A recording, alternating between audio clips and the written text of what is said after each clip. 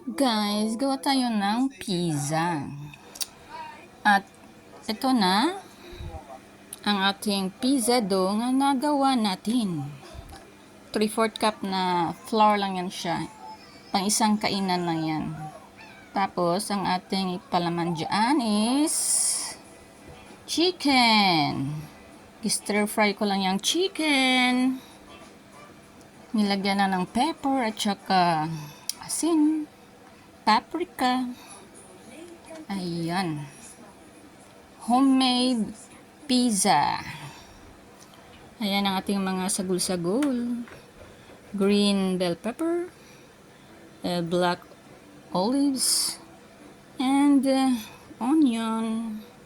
Tapos, yung ginamit natin na cheese is shredded mozzarella mixed with cheddar cheese. Ayan. Loaded ang ating pizza. Ang toppings ng ating pizza is loaded. Basta para kain lang. Ganyan talaga ang mangyayari. Yan. Kakagaling lang natin sa trabaho.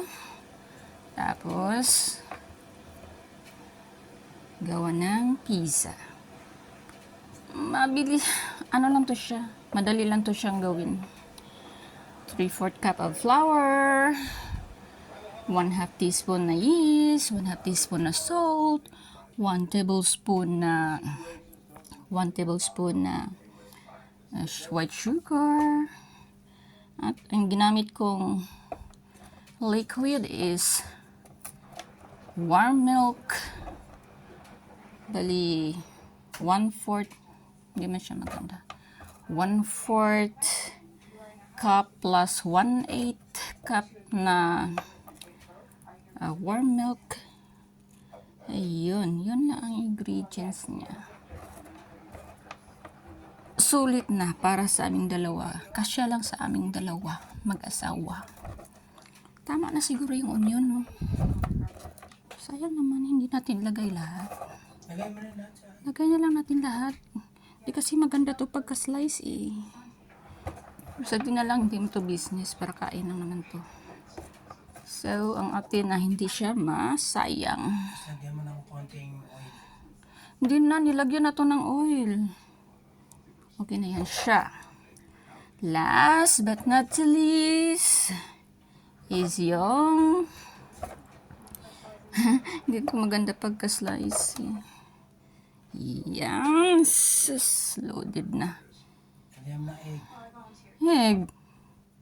Hindi na ito siya. Oh. Last is the black olive. Yan. Kinain ko yung ibang black olive.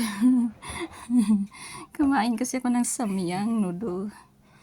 Ito lang kasi yung dinner namin. Nagugutom ako, so kumain muna ako ng samyang noodles. Pwede naman yung frozen na ano yun. Ready na ang ating pizza. Ngayon, ato nang ipaslak sa atong mini oven. Yan. Ano lang natin ng 175 kasi maliit kasi siya. 175 degrees Celsius. Tapos, to 20 minutes. Ayan, dagdagan natin ng 20 minutes. Ayan na siya. 3 hours. Ayan, di ba? Ngunit na magbili ng pizza sa labas. Oh, may dinner na kami. Yun lang. Madali lang maggawa ng pizza. Homemade pizza.